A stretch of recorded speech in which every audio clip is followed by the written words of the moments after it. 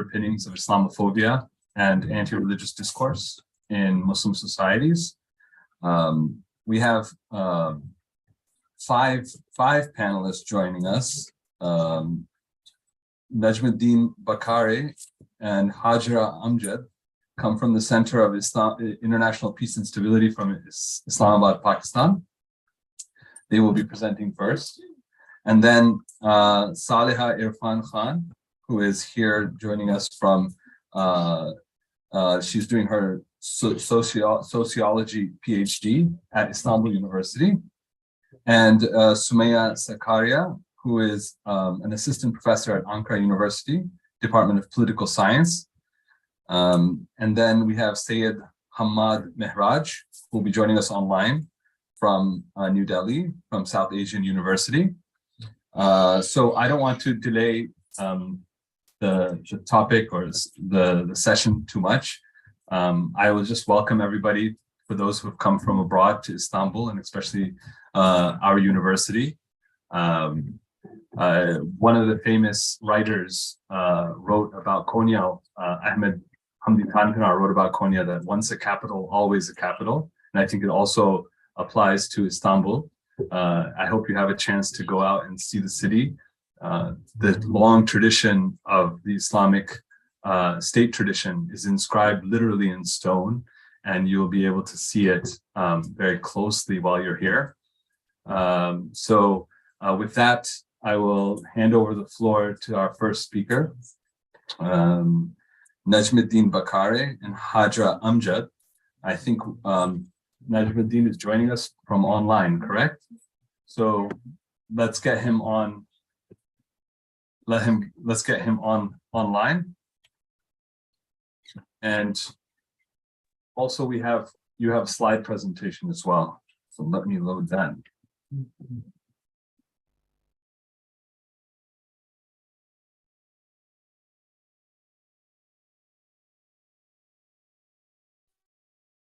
So good afternoon to everyone.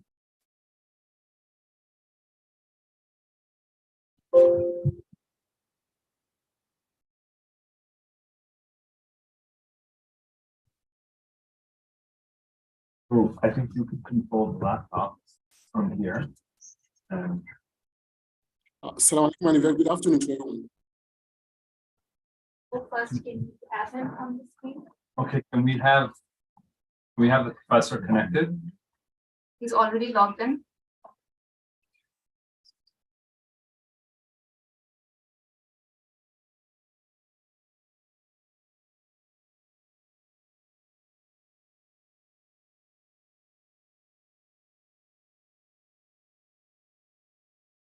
Frozen. Pin, yeah, he's. How do we get him on the? Hey, bunu koşacak. Evet, görüntü lazım. Ama adamın frozen. Frozen, yeah. He's out. He just dropped? Yeah, he's out. Okay. He's out. I think he just dropped.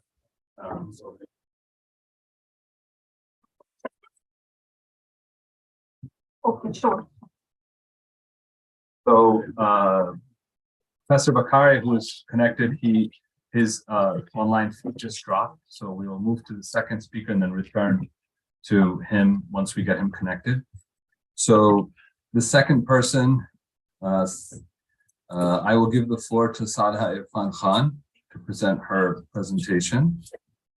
And Saleha, the floor is yours.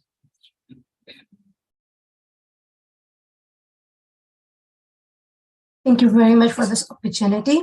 And good evening, almost it's good afternoon and good evening in between we are.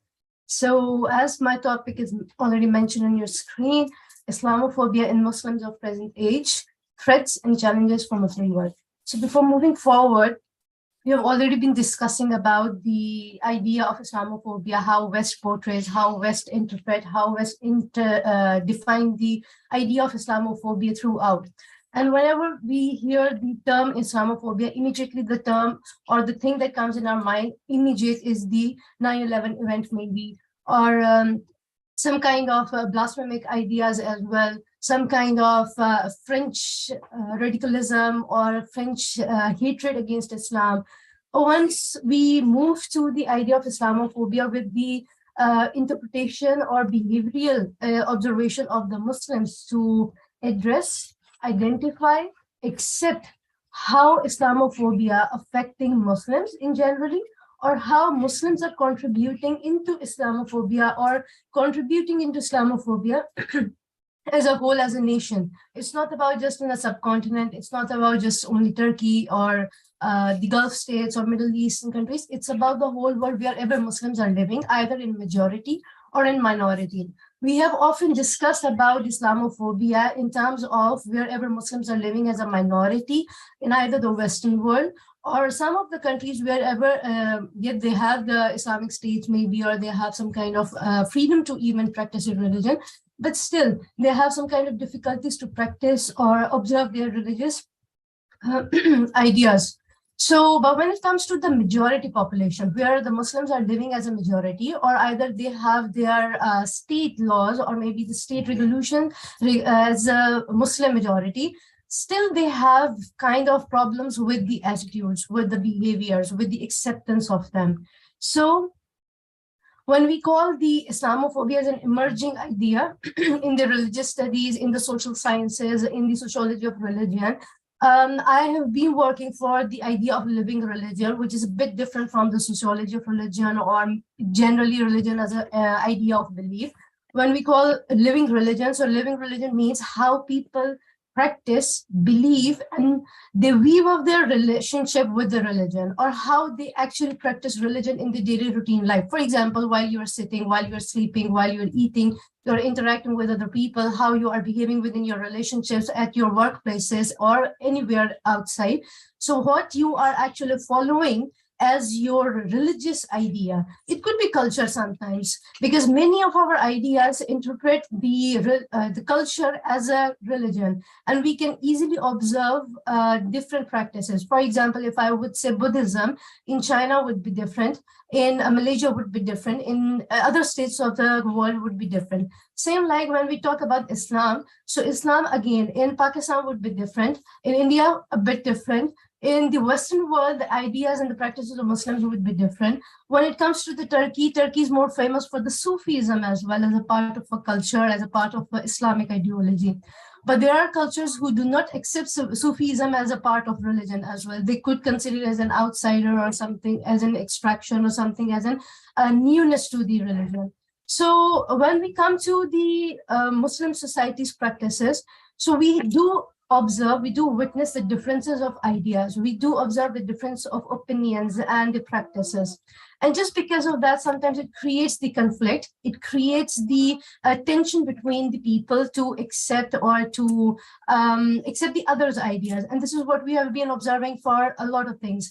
I usually say whenever it's the idea or it's a discussion about the politics and religion, either you are going to win the discussion or either you are going to be killed. Because this is the most sensitive time when people do not have the tolerance to accept the other's opinions as like the way they have their own opinions. So Islamophobia is not something which is new. It has a very deep roots throughout the history. It's not about just this present century phenomenon. It's about the time when even Islam just emerged as a religion. People who were not even ready to accept that Christianity, other than Christianity, Islam could be any religion, or after Jesus, it could be like Hazrat Isa, Prophet Muhammad could be the next or the final messenger. So kind of Islamophobic, the hatred against accepting the other religion or some new religion was there. But when it comes to accepting the own religion or your own identity being a Muslim, this is something which we as Muslims are now facing a lot, probably. or maybe somebody have their own experiences. For example, I do have some students who try to follow the hijab, but their own families discriminated them from the social gatherings or from the family gatherings, or try to bully them sometimes, or try to disassociate them. It could be their family, just an immediate family, the parents as well, the siblings as well. So sometimes when the people being Muslims, they do identify themselves, they do call themselves as Muslims, but when it comes to the original practices, they do face from their own very immediate families, peer groups, the kind of negativity or the unaccepted behaviors from them. So globally, if we would say, United States, we call it as the global power politically, economically, but the new emergence with the China as well. So we can even experience the UA communities' discriminated behavior from the Chinese government, calling themselves as a secular government. Again, we can witness the Islamophobic behavior from the India, again calling themselves as a secular country against the Muslims, which is not very far away. These are the very present. Most recently, again, French government also, that they also make it clarify that even freedom of opinion means that you can have any opinion against any religion, any idea, anything. So respecting any opinion is a different thing, and freedom to have any opinion is a very different thing. Freedom to disrespect something is very different. I won't call it as a freedom of speech or freedom of thinking when you are disrespecting somebody's sentiments. Either it's political, either it's emotional, either it's religious. Opinion is opinion as far as it is under some kind of moral and I would say, character jurisdiction. So in generally, Islamophobia has become the general concept. You can call it as the whole world is a home to Islamophobia, whether it's the Western world, whether it's the Muslim world. So my major focus to bring this topic into is just focusing on how or why Islamophobia is affecting the youth mindset, because there is another debate that the wave of atheism into the youth, and when we call particularly about the Muslim youth. So again, it's a threatening thing again. Why it's a threatening thing? Because youth is combining the whole population, if we call it. So majority population is based on youth, and it's boys, it's girls, and it stays either you call the youth population from the 18 till onwards, 30 and above, you can call it. So youth population holding the majority of the population of the world in generally, when you are depending the generation's future on the youth, definitely the mindset belongs to everything. Mindset needs to be clarified. Mindset needs to be very clear about whether it's about religion, whether it's about their whole life. The thing is, now it's the time when people are disassociating themselves, and they're bringing the questions on whether religion is important as a social institution or not, whether religion is important as in a political system or not. Whenever the concept of secularism comes in, so they call politics and religion should have to be separated. Whereas when we call about the system of Khilafat or the Ottoman system, or we just look into the idea of the Ottomans' way of social system, economic system, or the political system. So just take ourselves aside as being a Muslim identified person, just take it as a political, economic, and social system. We would be witnessing a lot of best examples, whether it's about the practice of the religion, whether it's about the holding the economy, whether it's about the relationships of the politics, or whether it's about the multiculturalism or multi-religious attitudes, having all of the religions, majority of the religions staying within under one Khilafat or under one empire, and they were free to have their own practices, or to have complete freedom to do whatever they want to do. But the system belongs to the Khilafat, means the Islamic ideology or the Islamic way of regulating your politics, your economy.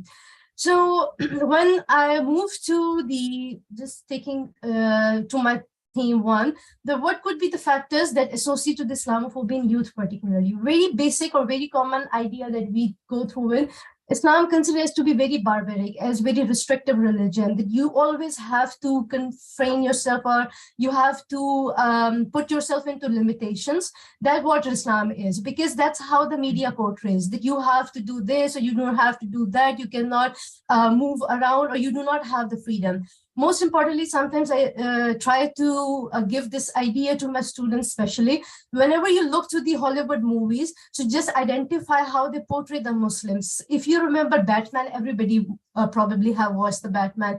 If I'm not wrong, it's the second part of the Batman or something, when the blast happens, the very starting of the movie, blast happens and Batman opens his eyes into the terrorists. And the terrorists, apparently, by their dressings and by their language, they are shown as Muslims.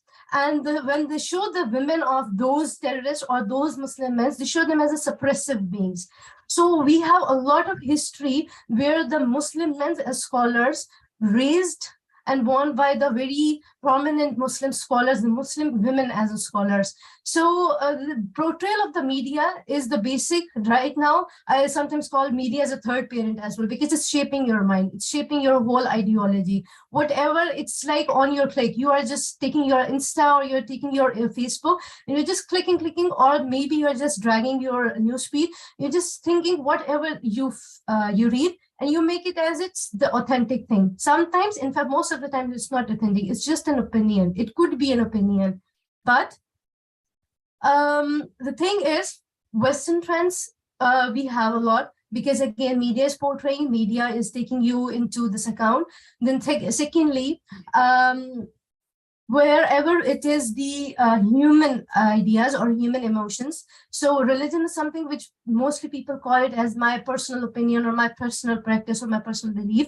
But most of the time, people do have their insecurities. People do have, they just want to be a wannabe into the society so that people would accept them the way they want to accept. So the thing is, we have created the environment for the youth that they are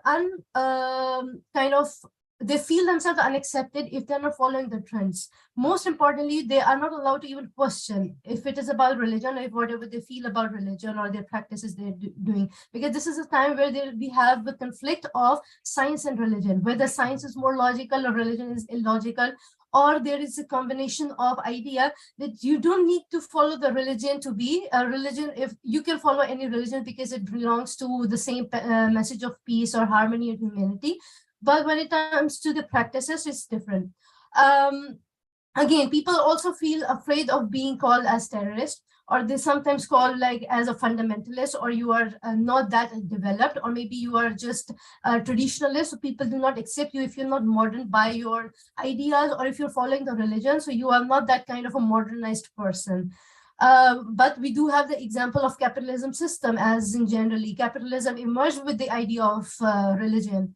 If you go through the whole idea of the Max Weber's work on the rise of capitalism, it's all based on the religion. So again, Muslim identity, again, people do not want to accept sometimes if you are living. So although you do accept, yeah, I'm a Muslim, but when you come into practice, oh, I'm so sorry, I'm not that kind of a practicing Muslim, but yes, I'm a Muslim. So these kind of very common phrases we are listening nowadays. Moral values, this is something which we are now not considering, that religion is about your way of life. It's not about how you dress up, how you practice in your mosque or in your homes. It's about how you're dealing with your relationships. It's about how you're dealing with the humans and your behavior as well, how you're morally or ethically so strong to be as an individual in a society, how you are portraying yourself in a society. As I already said, media, again, the cultural influences, especially if I talk about the subcontinent culture, I do call it as a cultural Islam, not the original Islam, or maybe the scriptural Islam, because culture is so imposed in the people mindset that they're afraid of practicing the religion, but they are afraid of going away from the culture. If it is for them, it's a kind of a jihad itself. If they have to disfollow, if they have to unfollow the cultural aspects. Religious extremism and intolerance, again, the sectarian differences creates a confusion in the youth, which side we should take, which of the sect is more appropriate or more accurate or more authentic one. misinterpretation and misrepresentation of the religion to the youth as well. I know some of the the faculties where I was, even the universities where I was teaching, and I know the faculties how they were creating the questions just to create the confusion, or if they have their own confusion, so they're bringing the same confusion into the people as well. People from the Pakistan, they would definitely know some of the names of the very prominent faculties as well. Atheism as an emerging again wave. As I said, science and religion, people are unaware, or sometimes they create the confusion between the science and religion just because they are sometimes misguided. Sometimes people do not encourage them to question. And when the people of the youth or the children, they want to question and they're discouraged, so automatically they get the idea that if they are discouraging our questions, that means there is something fishy. There is something which is not clear to them as well. So why would we follow them blindly? Again, it's the questioning the existence of God just because having the social circumstances, the idea of society as why we have social classes, why there is poverty so much, why some people are so elite in a position that they have a lot of things, and there are people who do not even have one meal a day. So these kind of questions comes into the mind, and when they are not questioned, of course, they are raised. Again, due to the lack of the time, I think I should have to just quickly go with it.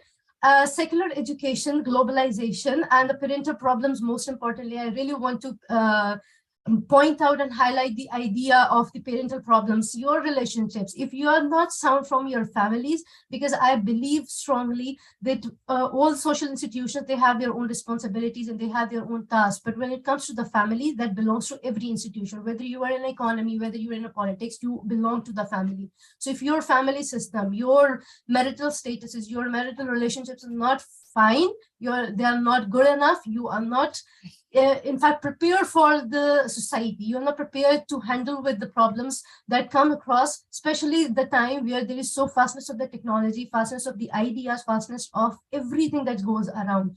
So families need to be very learned about the things that have coming across them.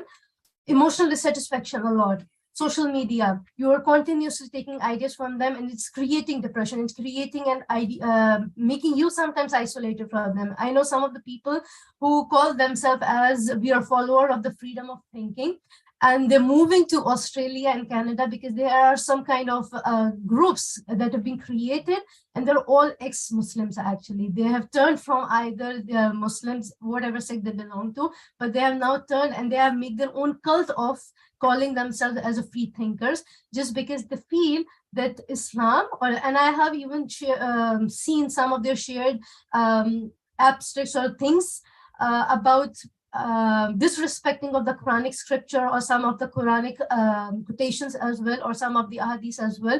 So this is how they have the poison, and they're not so mature enough to even think about the religion, but they are hardly in the late teenagers or early 20s. And this age, they are doing this what we cannot even imagine at this time. Lastly, and fourthly, threats and challenges, if I would just take one more minute to conclude.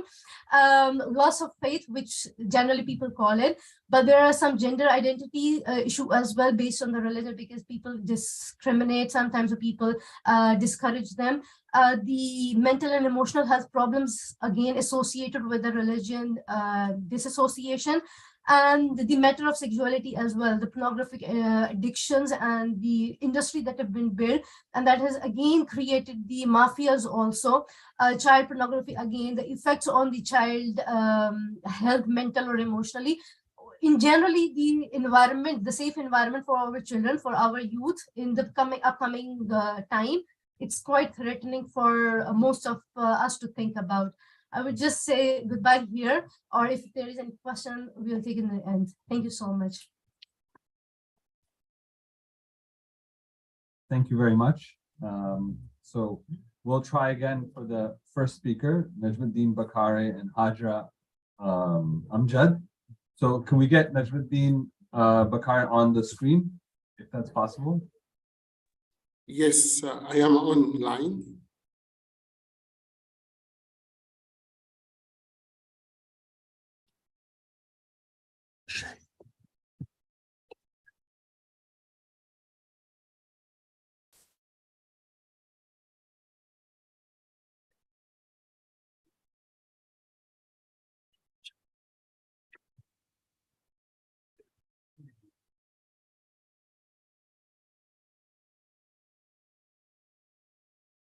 Başlıyorum.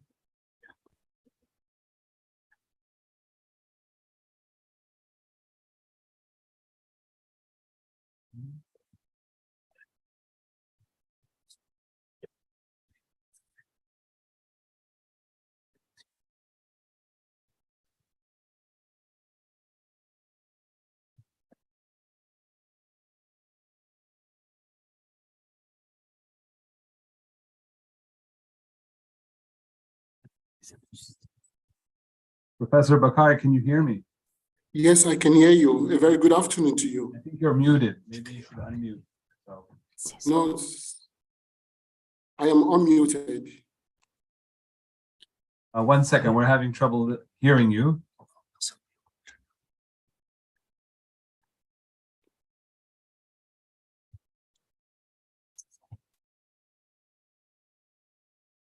See your video, but we're having trouble hearing your voice. Okay, I'm sorry about bear that. with us for a second. It's all right.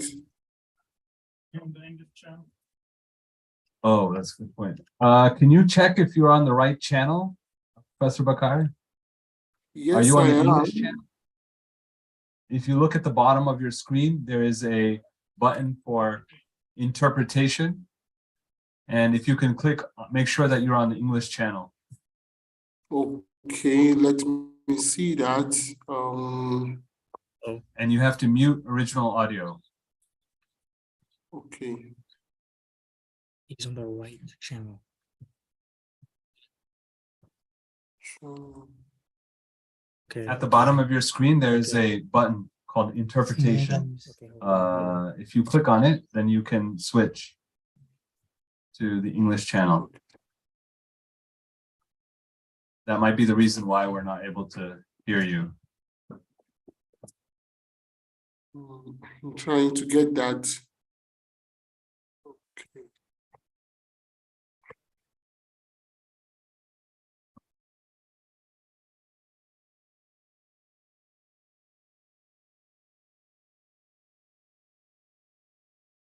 Hello, can you hear me now? Hello, can you hear me now? Mr. Bakare, we can hear you, but I think there is something wrong on Professor the. Bakare, we're having a little trouble with the audio. Wes, can you hear me? Move on to the next speaker, and we'll return back. Yes, to I can hear you. After. Yeah, I think there is something wrong with the guys in the next speaker room. So we will fix it, and then we will inform you. Okay. Okay, okay. It's okay from your side. I will invite I can hear you properly. Dr. Sümeyye Sakarya to present her talk.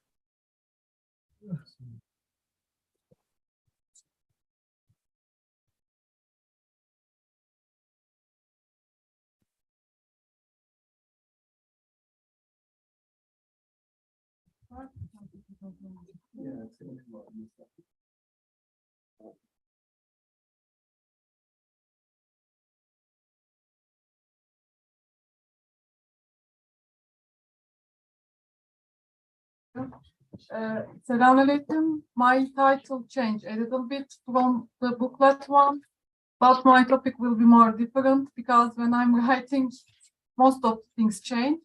So actually, I will talk about our first speaker already mentioned that when we look at the literature, what we see about Islamophobia is that scholars mostly studying the places where Muslims are demographic minorities. And this is at some point makes sense, but on the other hand, considering the majority of the Muslims are the Muslims in majority countries, that means we don't know the whole picture. So what I'm interested in here then, I firstly try to understand, bringing some very simple and introductory remarks to make sense of why this is the case, why scholars mostly focus on minorities but not majorities. This will not be a literature review or a very detailed analysis, but I'm from political theory, so from a political theoretical perspective, I will just try to make sense with simple points and why not majorities. Then I will try to show the limitations of this kind of a scholarship based on these simple points. And that the problem is overlooking of the primacy of the political. We are not aware of the fact that identities and Islamophobia is political. Then by introducing political, shortly, I will try to show a gate how can this kind of a study be possible. Actually, there are examples in the literature, and my main idea was to present them, but I thought that because they already exist, maybe discussing this background might be more useful.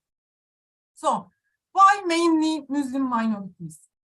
Firstly, the very idea of minority brings asymmetrical power relations. So, majority is automatically, in a very basic point, is more powerful than minority. As a result of this, in any context, antagonistic acts against minorities, in that case Muslims, become much higher comparing to other cases or other countries. Of course, this does not mean that all kind of antagonisms against minorities are Islamophobic. But when there might be personal issues with your neighbor, has nothing to do with Islamophobia, so this might be the case. But when they are Islamophobic, when these instances are Islamophobic, it is very easy to identify in the minority setting. Why? First, the identities are too naturalized in our minds, in the perceiver's mind, or let's say perceived identities are so naturalized. What they mean is so clear. So as a result of this, this clarity makes the relationship between the identity and Islam also more natural in people's mind. So more, let's say, transparent. And as a result of this, when an action happens between these identities, the meaning of the action also becomes more fixed and there is not much space for interpretation. This might be sound too abstract, so I want to clarify this with the case of hijab burning. Imagine somebody burned hijab in French. Even without questioning who burned this, what was the case, we are quite quick to say, look, this is Islamophobia. And when we learned that the person who was burning does not look like Muslim, does not have the name Muhammad, or does not hijabi, or when these kinds of things happen, because we know hijab is related to Islam, and the relationship between hijab and Islam in the context of Islamophobia is quite clear. We don't question this. So as a result, also is quite easy to conclude for many of us. But when the same thing happens in Iran, we say, look, this may not be Islamophobia. Is it really Islamophobia? What hijab mean in Iran? Kind of things. So there is more fixed in that context. This is first thing. And secondly, even if when they are fixed, what they mean is different. They are fixed differently. And as a result of this easiness also brings a kind of an easy scholarship in terms of work, in terms of producing work. I am not talking about political easiness. All of us know the case of perpetuate. So I am not talking about this kind of easiness, or I am not claiming that there is not scholarly works, but I am talking that when case is that much easier, everyone can produce some kind of work. So as a result of this, we see a lot of work on minority context. And these things, I think, explain at first glance why we have such many case studies, such many works on Islamophobia in minority context. This is not an explanation for why this is not the case for Muslim societies, majorities, but I think this can shed light and give some cues. And first cue is essentialism. What we see in the context of, for example, hijab burning in French and in Iran is that it is very easy to do certain things when you have an essentialist mindset. I mean by essentialism, we necessarily link between the perceived identities, hijabi, hijab, Quran, and the meanings of the actions and these identities. And when meanings are differently fixated or less fixated, more vague, this essentialism conceals more than it reveals. So using this brings me to the section of Islamophobia. That means the tools in the mainstream Islamophobia scholarship are produced in minority context. So Islamophobia is not theorized. So as a result of this, what we understanding of theories. And when your theories are symptomatic, you cannot notice, identify, and understand asymptomatic cases. For example, in the context of minorities, now we have emerging literature on institutional Islamophobia, everyday Islamophobia. Why? Because Islamophobia starts to change its form. So it becomes more asymptomatic according to previous studies.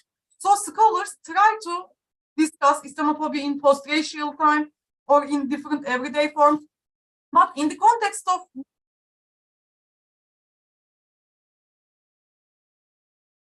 study Islamophobia by seeing Muslims as minority, and where in that context, Islamophobe actor not matter is non-Muslim. Even when we discuss or look at the Islamophobia studies, theoretical works, Muslims the minority in the world politically, and then we have hegemonia, a non-Muslim hegemonia. So doer and the receiver of the action is still non-Muslim in most of the cases. As a result of this, logic of Islam remain unknown. And when we come to Muslim societies, these under-theorizations very difficult. Why? Because we have Muslim Islamophobia. And this brings me to the last question I want to ask about this indifference. Can Muslims be Islamophobic? This question is interesting, and I think it is important. Why it's important? Because this question may stop many of us studying Islamophobia in Muslim societies. And what makes important and interesting is not the answer. I'm not interested in the answer. It is the very existence of question itself. Because that we ask this question means that we think that no can be an answer. We don't ask whether a Christian, whether a non-Muslim be Islamophobe. We even don't think. So this also back to the discussion of essentialism. We so essentialize the identity of Muslimness and in-Muslim and non-Muslimness. We think that Muslims may not be or cannot be Islamophobe certain contexts. So, as I said, this is not a question we ask for non-Muslims, and this shows that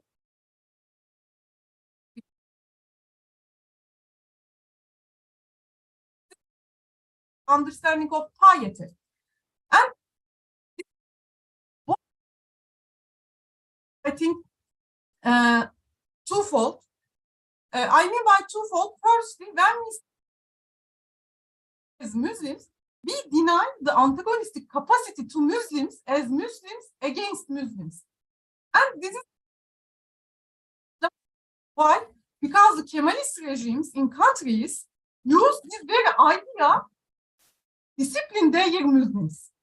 So it is both stop us from understanding Islamophobia and both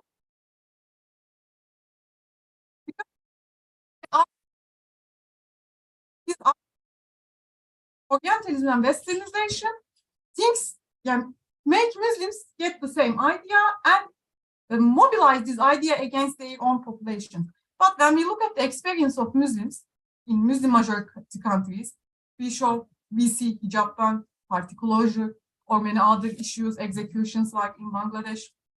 So this takes me to the limitations part. And when we points, like very preliminary one, we see two fundamental problems in the mainstream scholarship. One is under-theorization of Islamophobia. Second one is essentialization of identities. All the other problems, like the absence of the tools to read dissimilar context, unknown logic and relations of Islamophobia, inclination toward over cases or silence on antagonism by Muslims. All of these are results of these two problems, and these two problems are connected. Why? Because if you cannot theorize a phenomenon, you cannot understand, and you have to essentialize them to choose them as your object. And when you essentialize them. You cannot produce a theory. They are essential. It is like will be based very symptomatic theory. And I think the reason these are underrelated because they are distinct forms of the same problem, forgetting the primacy of the political, forgetting that identities and issues, social issues are political. And here, what political and primacy of the political mean by referring to Laclau. When Laclau discussing the features of social relationships, he's saying that social relations and identities are contingent. They are not necessary. Why they are contingent? Because they are constituted through relations. There might be Muslimness or anything can be constructed in another way. So there were other alternatives. But as a result of power relations, one of these alternatives just win the fight and it becomes the current identity. And he says that when this act of institution is too successful or successful enough, first there were alternatives. We could have a different word, but we forget. And we forget the traces of the contingency also. So we forget origins. As an institution or relation becomes sedimented, natural for us, and it becomes objective. And he says that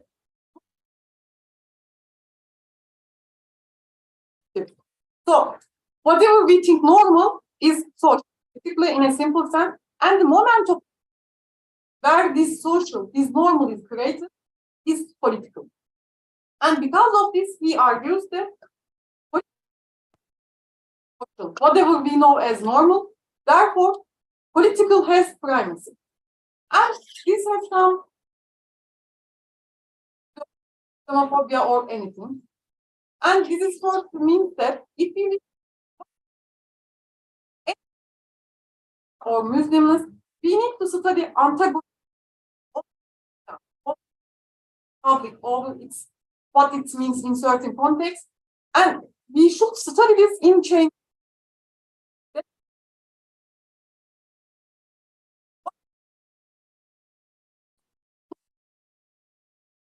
Change like hijab. Change is mean in French, in Turkey, and in Iran. And also we should look at the power relations that constitute them. In the minority-majority context, this seems very clear, but in the majority countries where both viewer and the receiver of the action is Muslim, this is not that clear. So we need to go to the origins, beginnings of these processes, like, for example, abolition of the caliphate in the context of Muslim majority countries.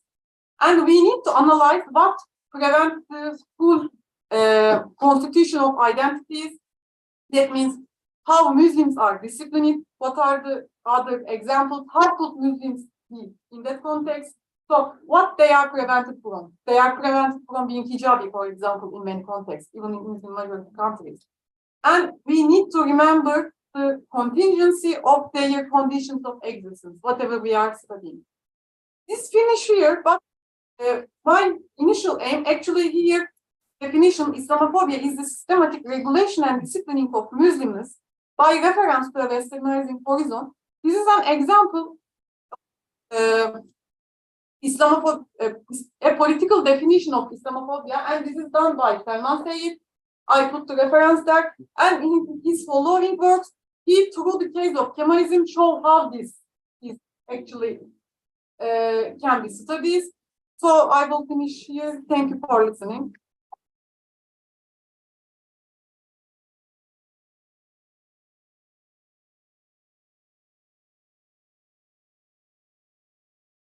Okay, so third time's a charm, they say. So we'll try again with Professor Bakare, if he is available.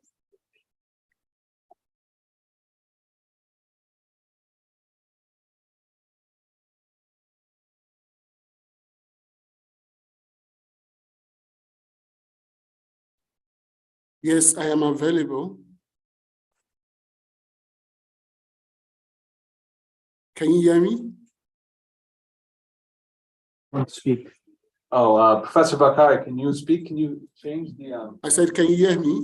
the projector to another line? Professor Bakare, can you hear me? Yes, I can hear you clearly.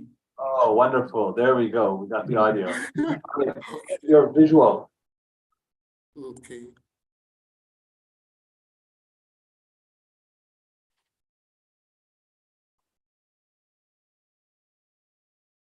Can we commence?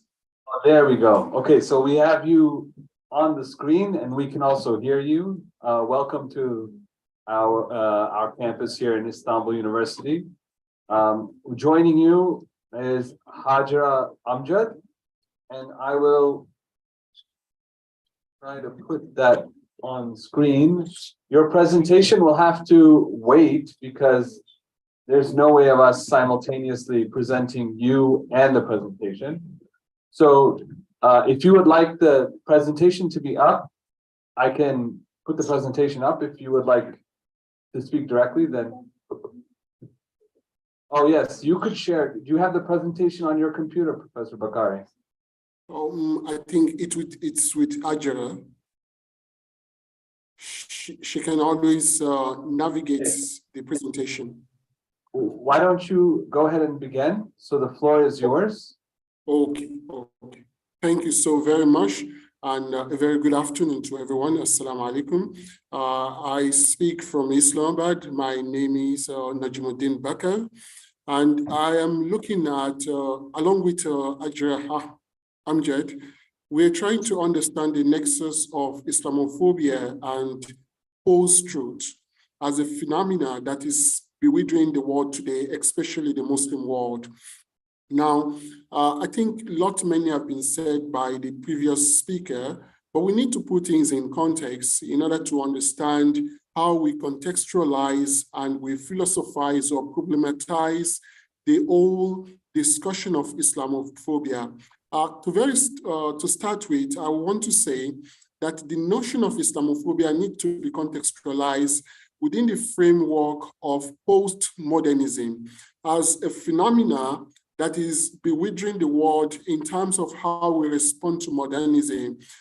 And to that extent, it explains our ability to juxtapose post-truth and Islamophobia. So now in the world of post-truth, Islamophobia has become more voracious, it has become more so muddy. And we do believe in our paper that the current Islamophobia we're experiencing today, it's a carryover of the 9/11 effect. However, it is not just pinching on the Western society that was actually or directly affected by 9/11, but it also have a globalizing effect. And this globalizing effect, of course, is affecting the Muslim world. So in that way, we can say that Islamophobia, as previous speakers have mentioned, that it isn't a problem, it isn't a disease of the Western world or the non-Muslim society, it is equally a disease that is bewildering the Muslim society. To that extent, we have 4 questions in our papers that we intend to give answers to or to find answers to. The very first question, of course, has to do with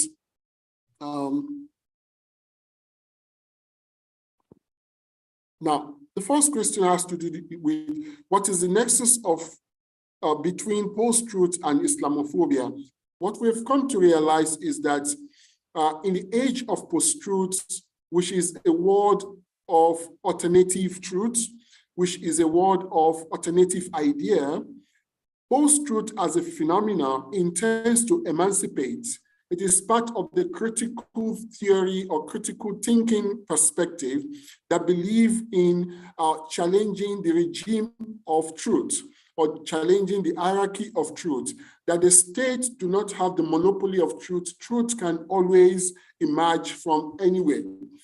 Now comes the question, if that is the case, this has given the tendency to so many non-state actors, including the state, to generate ideas or to come up with narrative that might not necessarily be factual, but based on emotion, as characterized by post-truth. So to that extent, 9/11 as Islamophobia of today is not just a carryover of the 9/11 affair, but it has become more complicated as a result of the post-truth. So in our paper, we've been able to establish a fact that Muslims today are being challenged on the basis of emotional narrative, which is now proliferated on the social media. And the phenomena of post-truth is more prevalent on the social media, which of course makes Muslims more vulnerable. And I believe two previous speakers have hit the nail on the head, which somewhat it resonates with our idea that there is a strong nexus, there's a strong correlation between the phenomena of post-truth and Islamophobia. The second question which we try to understand is the fact that as post-truth further exacerbates the already tasteless dissatisfaction towards Muslims and Islam. Yes, that is very true. Now, we live in a world that emotion seems to be more of priority than rationality. And we live in a world where there is the world of anonymity in terms of our relationship or intercourse with the social media platforms, different social media platforms. And we live in a world where information are so rapid and intense. And all of this information, whether it is in terms of the intensity, it is in terms of the rapidity, they are non-verifiable. A very good example would be the case of the COVID, how the COVID actually changed the mentality of the world. And this is also very true for Islamophobia, how the world is now become so porous. Information dissemination has become so porous that post-truth as a phenomenon, number one, in terms of the emancipatory phenomena of post-truth, in terms of the challenge or the positioning of post-truth to challenge the regime of truth. It has become so critical that even the state do not have the propensity or the capacity to cut down or to derail or to curtail the amount and the damage caused by post-truth, either on state affairs or the non-state affairs, for example, in terms of Islamophobia. Number three is the fact that we have come to a junction where Muslims are more demonized, where Muslims are more stereotyped, where Islam is facing much more of a tasteless narrative. And unfortunately, this tasteless narrative, it is not just peculiar to the non-Muslim society, it is also very infectious of the Muslims as well. So these are some of the challenges we have been able to argue in our paper, that the infectious pandemic of post-truth, it has created more tasteless phenomena or narrative for the Muslims, as in terms of the internal as well as the external. So because of the time, I'm going to leave the floor for Ms. Hajra to continue with the third and the fourth questions, which of course explain more deeper of what this paper is all about, trying to understand the nexus of post-truth and Islamophobia. Thank you so very much. Thank you very much. Can we switch the projector back to the presentation?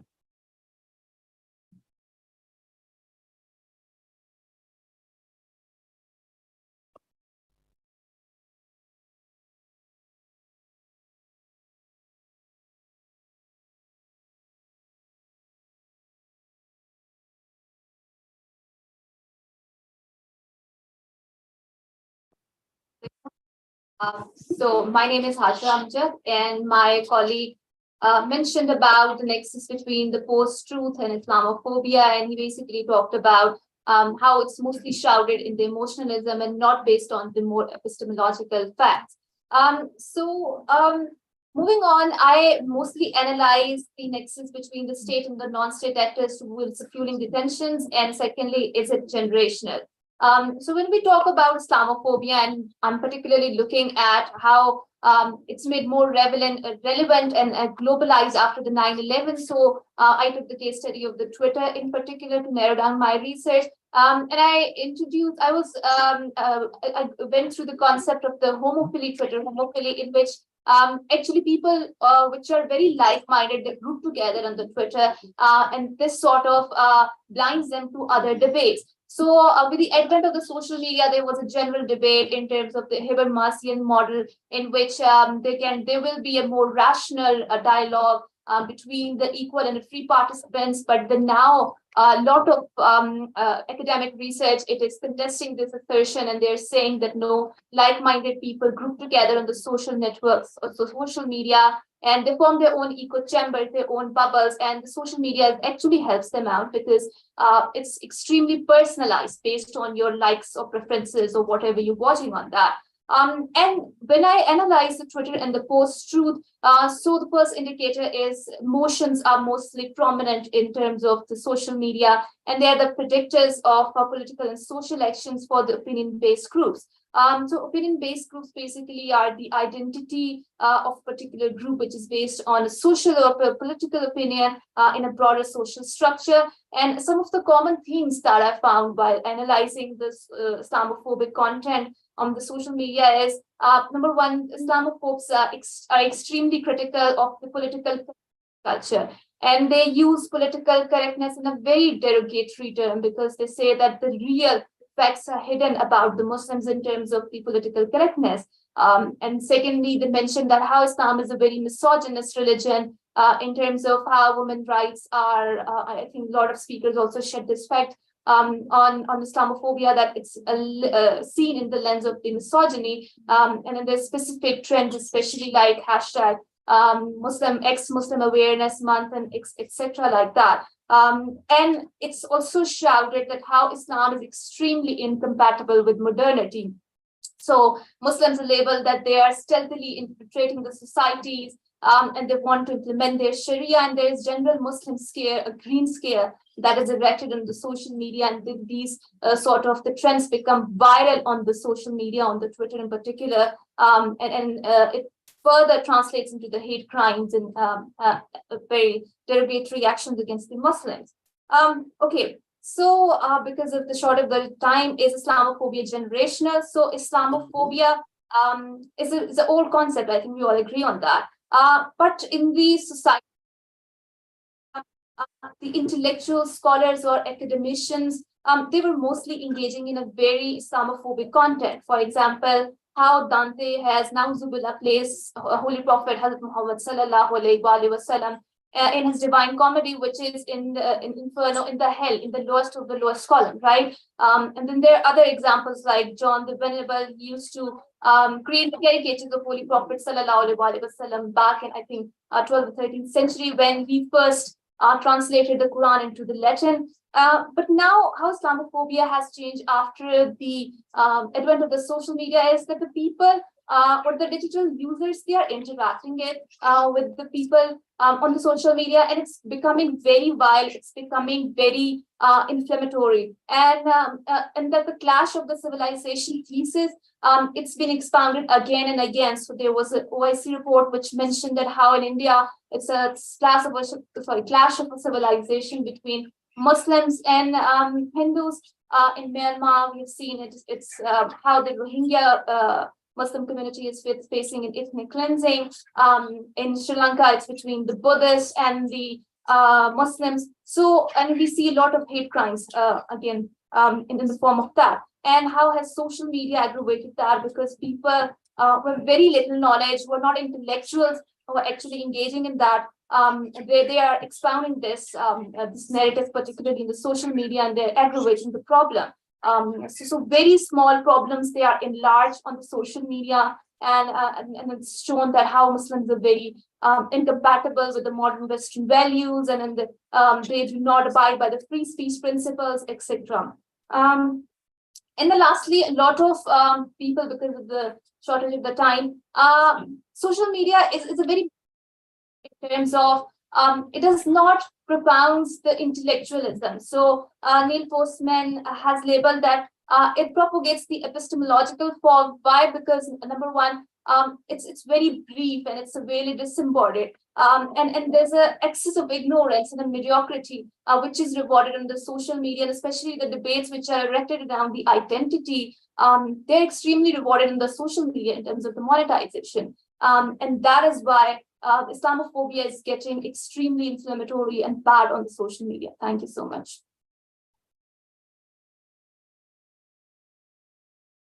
Thank you very much. Okay, so we have one last speaker. We have Syed Hammaad Mehraj joining us from South Asian University from New Delhi. So could we please get him on the screen? Am I audible?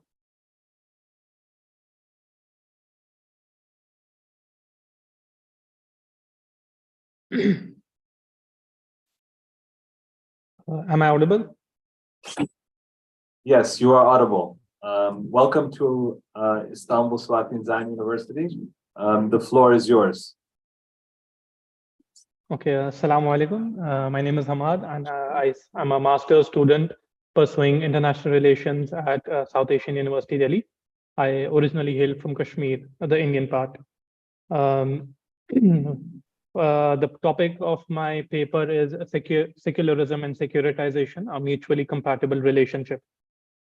While the previous speakers have talked about Islamophobia in contemporary times in both Western and Muslim societies, I go deeper in history, wherein I see the roots of Islamophobia that entail securitization of Islam in Western secularism. So my basic argument goes like this. I argue that in post 9/11 scenario, the Islamophobic discourse led to the securitization of Islam globally. I argue that this phenomenon was possible not only because of the fear of violence by a section of the Muslim population, but rather there are certain values and assumptions inherent to secularism that make securitization of Islam relatively easy. I also argue Islam emerges as a counter-hegemonic force to the ideal of Western secularism. As Elizabeth Shackman-Hurd argues, secularism takes the Euro-American definition of religion and its separation from politics as the starting point for social scientific inquiry. As a consequence, it sees any politics with a reference to religion as the ultimate threat to order, security, and civility. Hence, secularism is not neutral and treats religion as violent, irrational, and pre-modern. Rather than seeing secularism as neutral, it needs to be seen as a product of European Enlightenment values and subsequently contextualized. It is this interrelationship between secularism and securitization that I seek to address. And the first section of the paper will dwell on the basic features of securitization theory and how Islam has been securitized.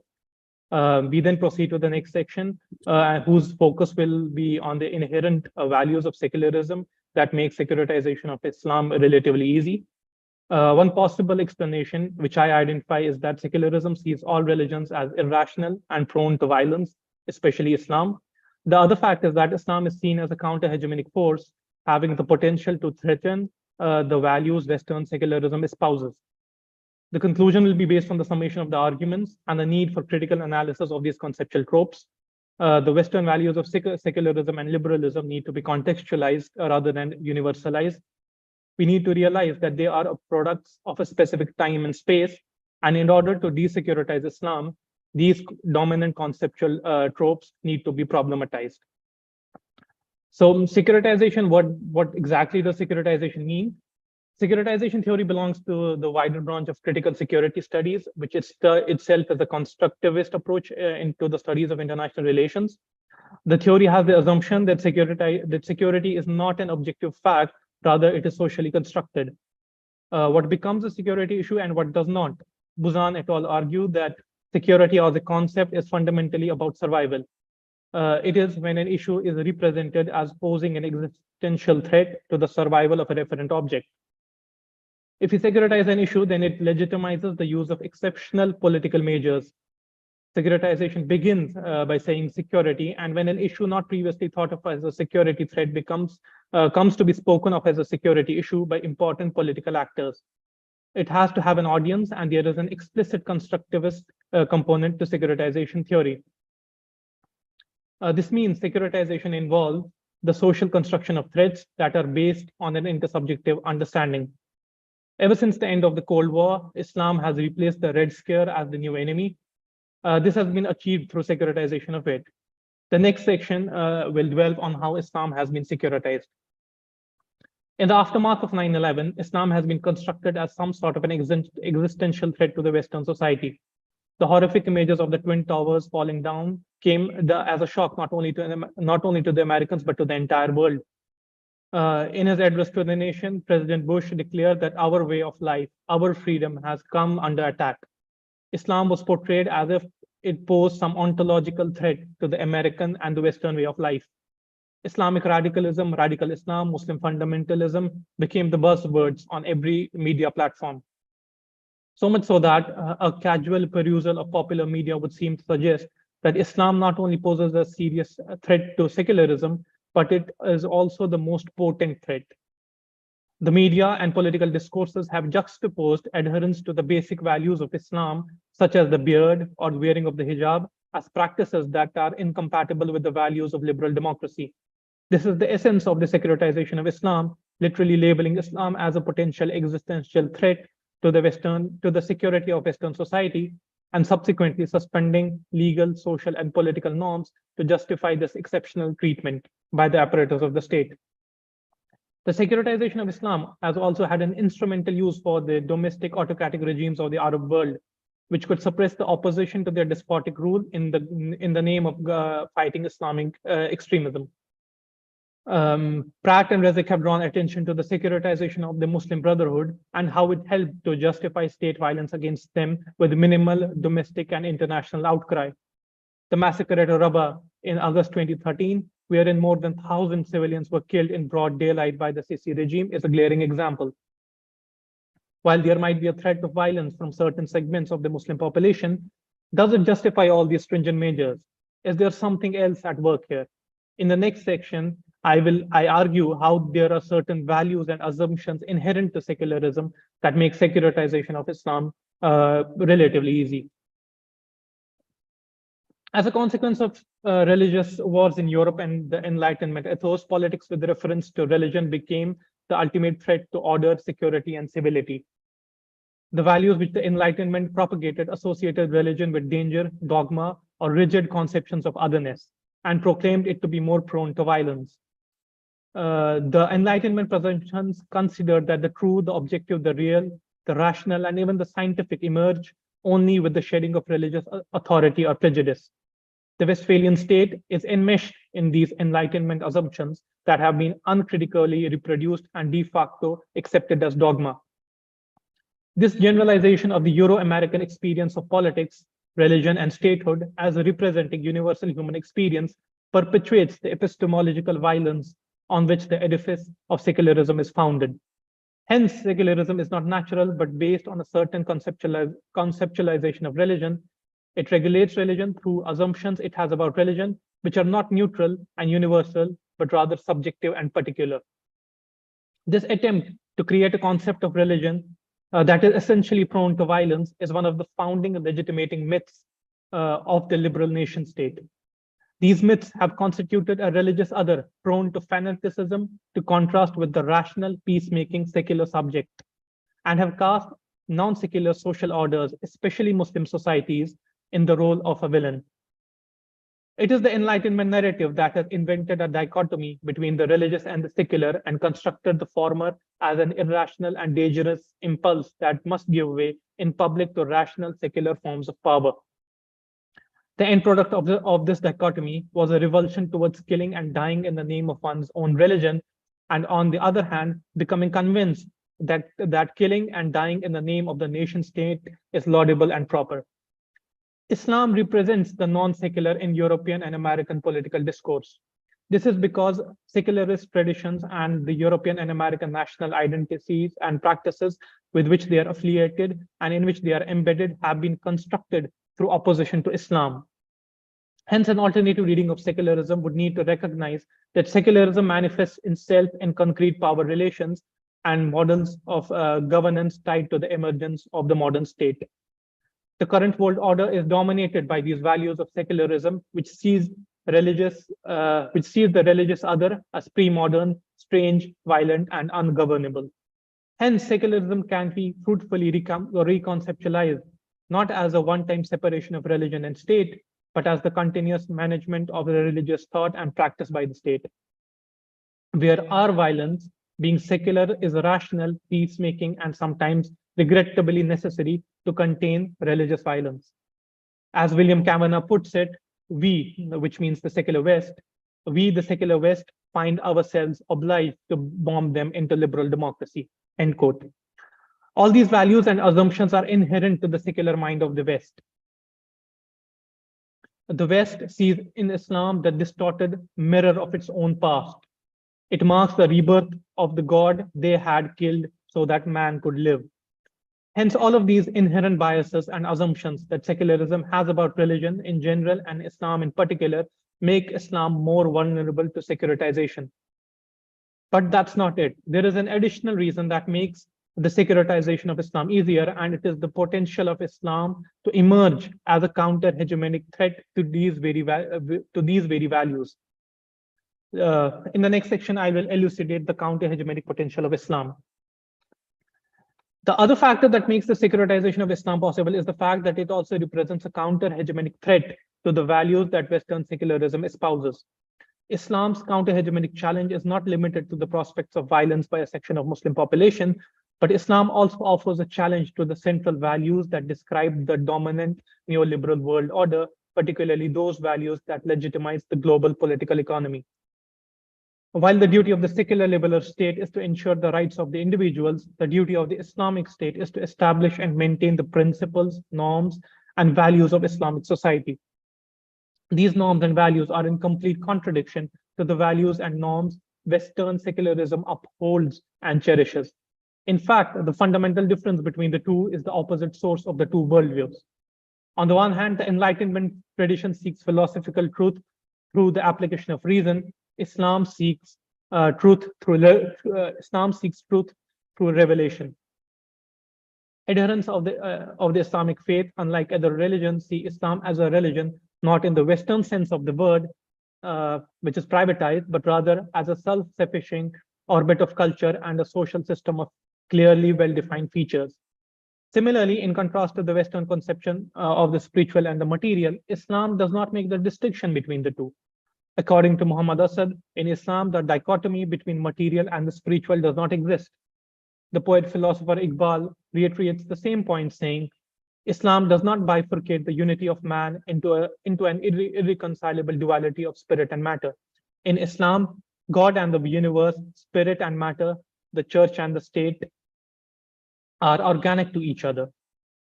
On the contrary, Europe uncritically accepted the duality of spirit and matter, manifested in the subsequent development of European secularism. Thus, Islam has continued to resist the attempts to privatize it and has remained a counter-hegemonic force all through years.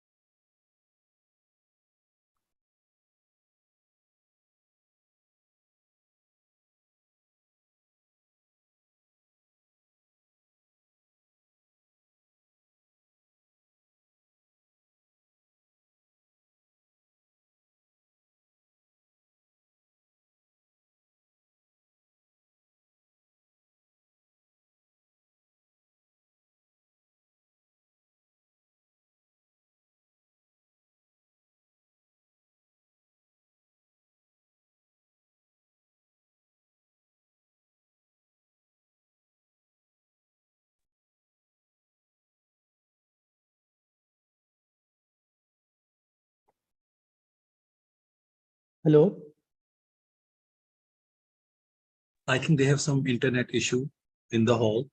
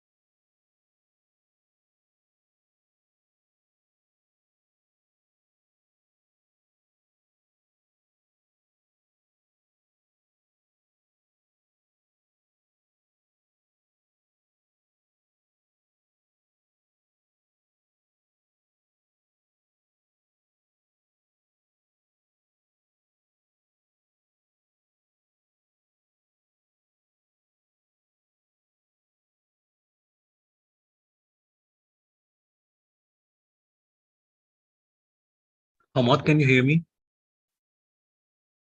Yeah, they are fixing the problem and we will get back then, okay? Okay, okay, no problem.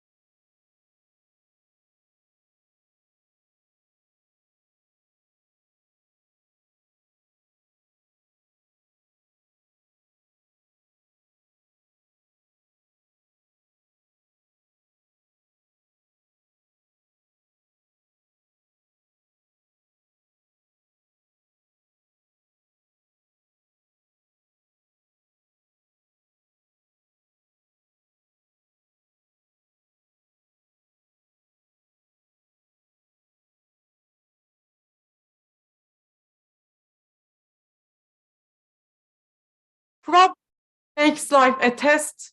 And this is, like you say, from personal point of view, in my personal point of view, this is why maybe we were created. We are not angels, but we are human. So then this is why actions are valued and measured according to intentions.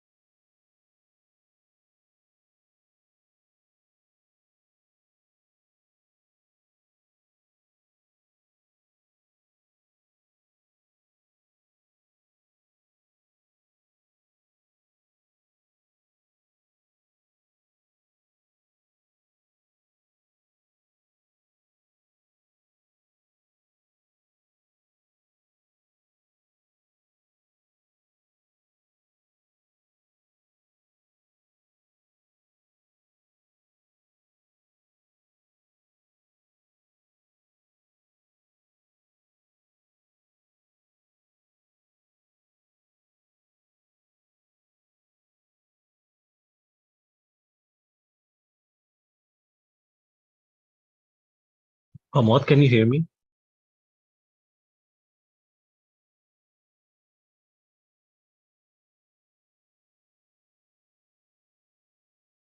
Yes, I can. Hello.